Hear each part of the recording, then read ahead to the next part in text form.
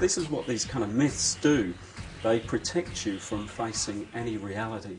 And if you don't face the reality, you don't do something about it, you don't move forward. And you go into a space of denial. You then blame others. And we see that very commonly. She made me do it. This is another myth.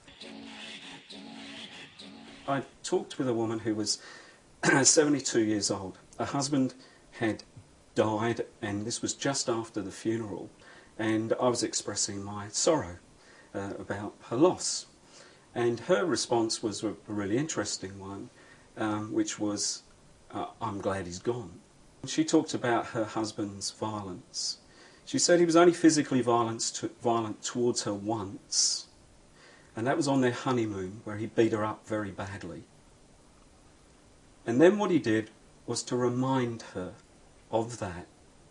On every occasion, he didn't like what she wanted to do, what she was doing, how she was doing it, etc. He just reminded her every time about that event.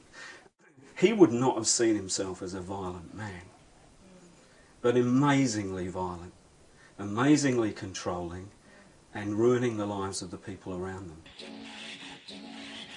It's really interesting. I was talking to a man only last week who explained to me that the reason that his partner ran naked into the street, banging on a neighbour's door, asking them to call the police, and that he was arrested and that he was charged, was all to do with stress.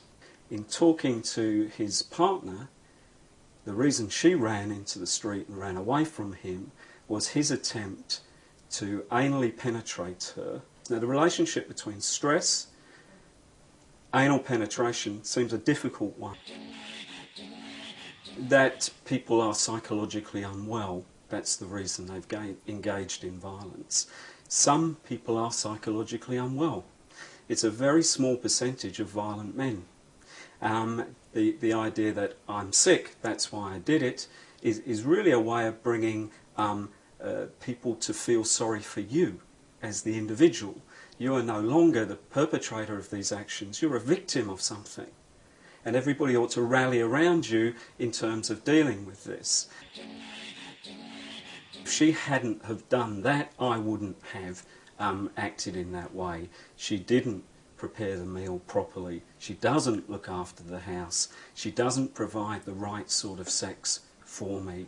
It's boring, it's whatever else. That's the only reason I did this. When we see famous footballers able to resurrect their careers by going onto television and saying, woe is me, I had a very tough childhood.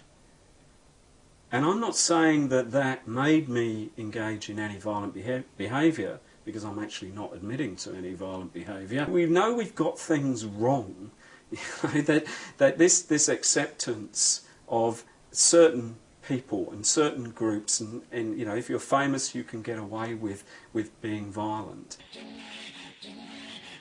Alcohol is of course a major one. This is what I call the drunken bum theory of violence, in the idea that somebody drinks and naturally they're violent towards a partner.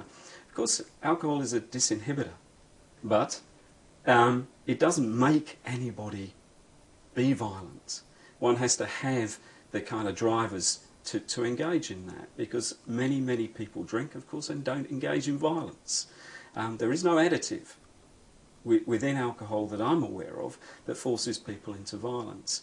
And this is targeted violence, of course. It's targeted at an individual, generally speaking, with a particular purpose behind it. It just happened.